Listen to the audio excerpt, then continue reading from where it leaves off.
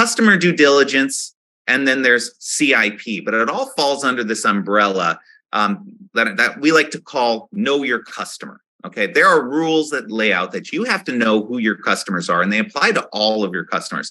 And it really, it's kind of broken down into a number of pieces, and it's CIP, CDD, ECDD, and CDDBO. Okay, so those are a lot of letters, right?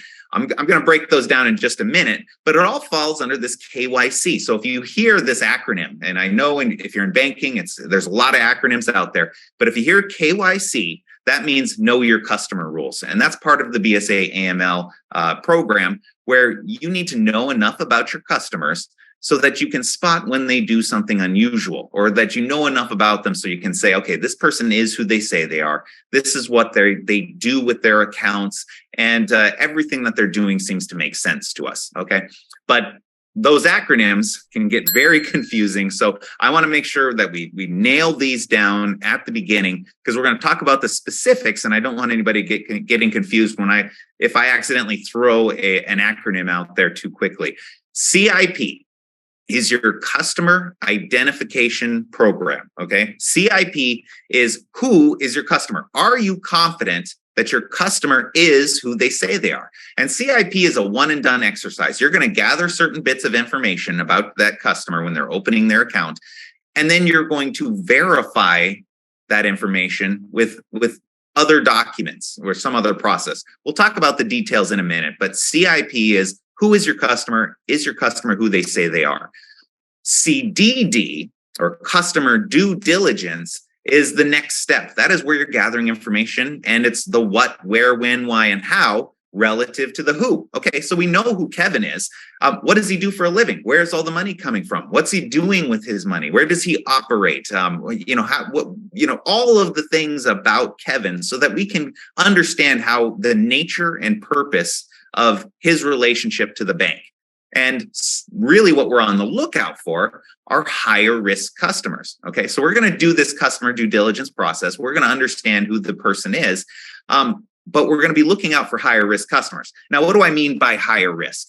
There are certain customers and certain industries and certain types of businesses out there that just by nature of the type of customer they are, the type of business that they're in, they're higher risk. They have been known to use certain types of companies for money laundering, for instance. So if you have a certain type of customer that has a lot of cash going in and out, that could be used for money launderers, because money laundering, what they like to do is they like to maybe cook the books a little bit. So if you have a cash intensive business that has a lot of cash going through it, maybe they sell a lot of things for cash, and so they're depositing a lot of cash all the time. It's really easy for a money launderer to get in there and just kind of inflate the numbers a little bit. So they have real sales that are coming in cash, but then they're slipping in some of the drug money as well. So then it gets laundered through the process, right? So then it looks like this drug money is coming from some other legitimate source, whether it's a nail salon or a massage parlor or some other type of business that they're rolling that cash into.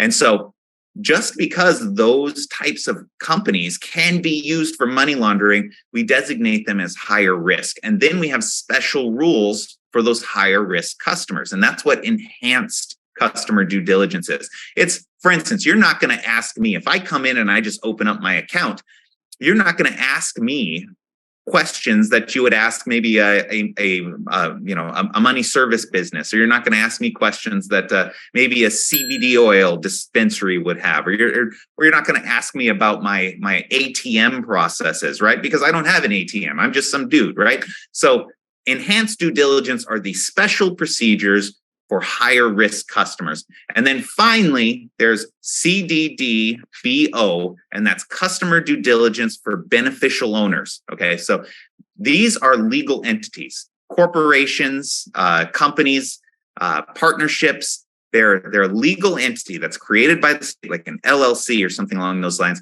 And we are going to dig a little deeper. We're going to find out who are the beneficial owners, or who are the people who own and operate this company at any given time. Okay, so think of it as casting a wider net. It's not just our customer, it's the owners of the customers, the people that are actually below that company. So those are the acronyms we're going to be throwing around today. I just wanted to make sure we covered them in some level of detail because there's a lot of confusion around there.